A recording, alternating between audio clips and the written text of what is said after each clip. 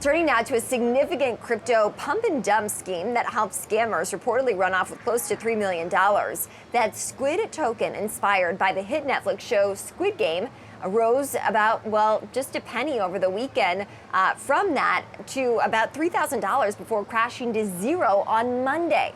Crypto exchange Binance investigating the scam, and they're working to track down the individuals involved, as well as the $3 million that was basically scammed.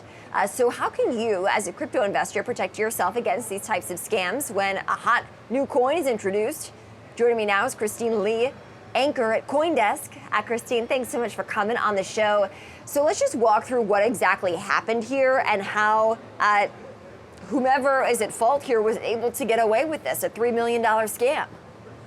Great to be here, Kristen. And just as you said, this was a classic pump and dump scam, or a 100% rug pull, whatever you prefer, which is a term where a crypto project founder gathers investments and then quickly abandons that project. And so this is a cautionary tale of folks hopping onto the meme token bandwagon and getting hurt in the process. And this project was really capitalizing on the popularity of Netflix's Squid Game, going from pennies, this token, to about $2,861 according to CoinMarketCap.com before dropping to zero within minutes on November 1st. And the scammers made off with over $3 million, as you mentioned, in investor money. So folks got burnt. And I know your company is a news site specializing in Bitcoin and digital currencies. I think we have a full screen here, too, of a warning on a platform about this scam. Here we go. This is it. Were investors, did they have any indication that this might not be a good idea? What should an investor or trader look for when deciding whether or not to get into one of these newer cryptocurrencies? Right. Well, this is the cryptocurrency space, and it's up to folks who want to invest and speculate in the space to do your own research. DYOR, a popular term in the industry, and that goes to looking at who's the team behind the project. And from what I've learned, from what I understand, the token founders weren't found on LinkedIn. There was no real sign of them.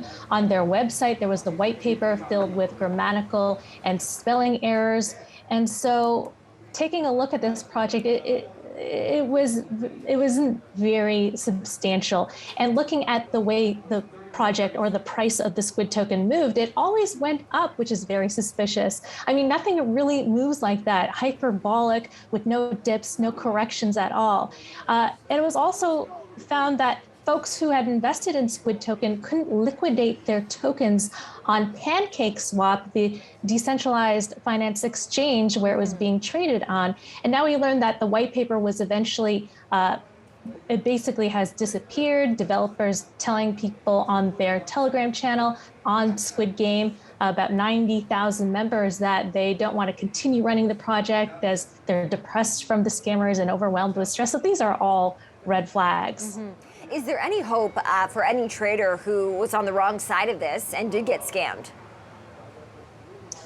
Unfortunately, this is decentralized finance and it is the Wild West. I mean, Binance is trying to track the scammers. They are using analytics firms to track and trace the addresses associated with the rug pull.